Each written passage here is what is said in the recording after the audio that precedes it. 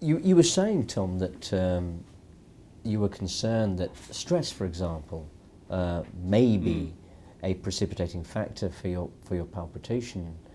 Was this stress induced by physical exercise or mental stress? I think, well, with sports, it's both, because we're training every day. We're away probably third to half the year on training camps. I think the fact that you're training throughout the day or a long period, and there are peaks and troughs of adrenaline and intensity, and then if there's there's a mental capacity to that as well. You're pushing yourself hard. You're pretty drained at the end of the day, and sometimes you're being selected on quite a continuous basis. So you're always feeling like you have to perform, and I think that just builds up, and if there's not a way of releasing that, or finding a way of sometimes venting that stress to a certain extent, and I think understanding when you are at a point which is then going to tip you over and you start becoming injured and it becomes a real negative, because stress can be a positive. It can get the best out of you to a certain extent, yes. But there's a threshold, and then it becomes too much,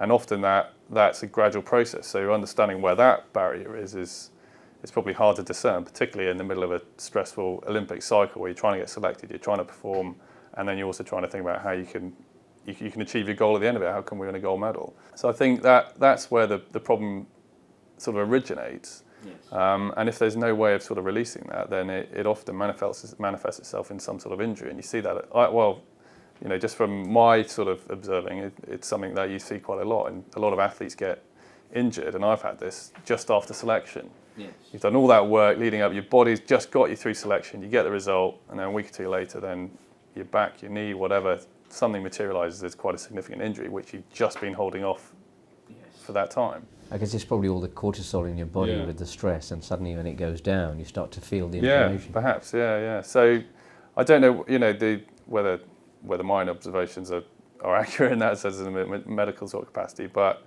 I'm sure there's something there, and particularly with what I was finding, what we thought was perhaps a link, certainly with my AF, was the fact around my throat, my voice box, and my breathing, because I'm also quite asthmatic, yes. And I've had breathing problems in a technical capacity as well. I'd over tense these throats and try and breathe by tensing up here, and so my voice box would get also very constrained. And we wondered whether that was a stressor in itself, and particularly when you've done tough pieces and all these muscles are tight and your voice box is tight, and I feel my voice getting very tight, and that can constrict the airway a little bit. Yes. And we thought that might be a trigger for AF as well, particularly having been at altitude and then coming back down and doing some testing. Yes. So we did a lot to try and relax my voice. I went to see a speech therapist. My posture, so you do things like Alexander technique, where you're sitting up, you're sitting tall. I have quite a bad habit, just slouching, and particularly my posture in a boat could be quite hunched over. Those things. We thought, well, if we can sort of understand these little things, hopefully they add up to something bigger. And whilst we might not know definitively what that trigger was, we'd hopefully limit all of them, and that would reduce things.